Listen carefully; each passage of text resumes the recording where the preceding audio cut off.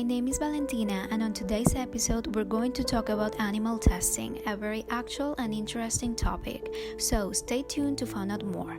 Let's say hello to Anna.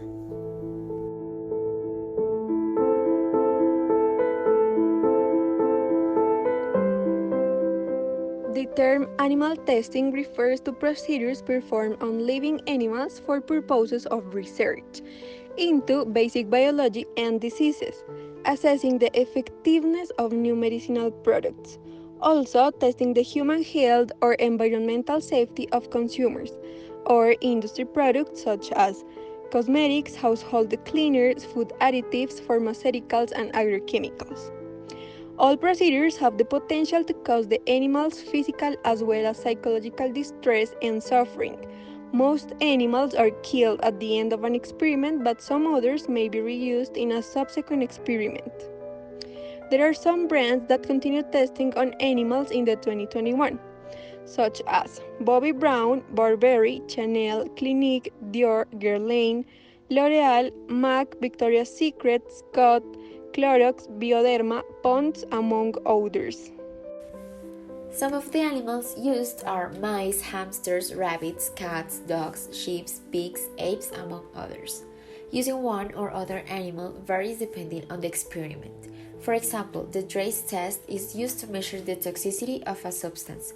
An animal is subjected and the substance to be tested is applied to the skin or eye of the animal. Drace test can cause ulcers, bleeding, blurred vision, and blindness. Some animals, such as rabbits, produce fewer tears than humans, so they are subject to extreme pain in these experiments. In water toxicity experiments, animals are forced to endure repeated exposure to chemicals for up to 3 months. This can be done to experience the effects of the chemical in organisms such as the lungs, liver, heart, or nervous system. Rabbits are used in experiments to measure the corrosiveness or degree of irritation produced by various substances. This can be done by preventing the rabbit from moving, shaving some of its fur on its back, and placing the chemical on the shaved area. Attention, this is breaking news. CEO of Christian Dior says they have run out of animals and won't be able to continue making their products. Here is Sidney Toledano, CEO of Dior. Well, yes, sadly, I have to say we don't have more animals to test on, so I won't be able to continue making money thanks to those heartless people who don't let me test my products on animals. You people have ruined me. And well, one last thing, if there is someone with a big heart and a rabbit, a cat, or even a dog, and you don't love them that much, I will receive them and I will regain my hope in humanity again. Thanks. Hello, my name is Nikolai and I will talk about the laws that protect animals here in Colombia.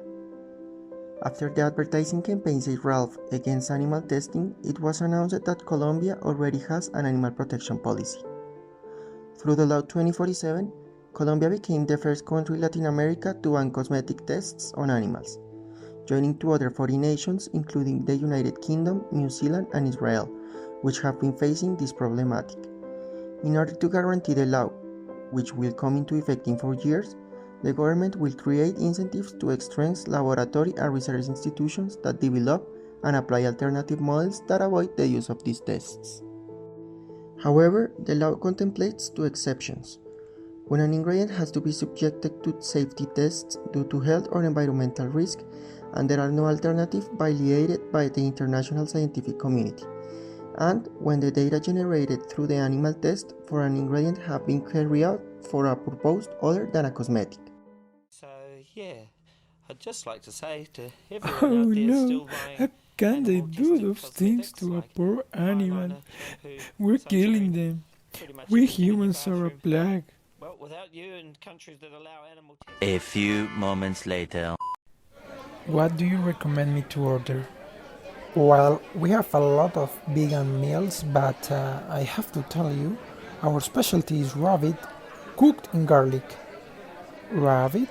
Oh no, but I have to save Ralph and all those animals. I'll eat an Angus burger.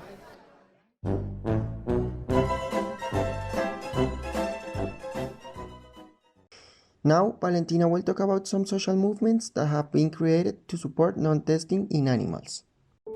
Thank you, Nikolai. One of the most important movements is the animal rights movement, which is a social movement that seeks an end to the moral and legal distinction between human and non-human animals.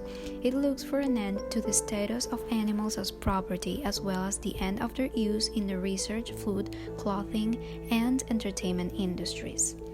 This has a counterpart or a counter movement. Commonly, the opposition to the movement comes from corporate and state actors. The mass media, the agribusiness, and the biomedicine industries portray activists negatively, saying the movement is sensationalist and dangerous to scientific endeavors and human well-being because of the activists' high level of expressed empathy for non-human animals.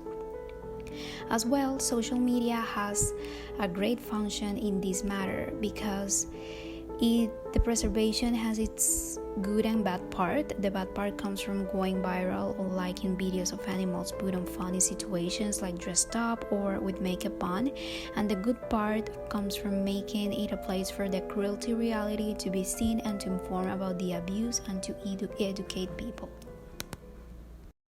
Our podcast ends here. We hope you have enjoyed it, and remember not to use products that are tested on animals. Thank you and see you next time.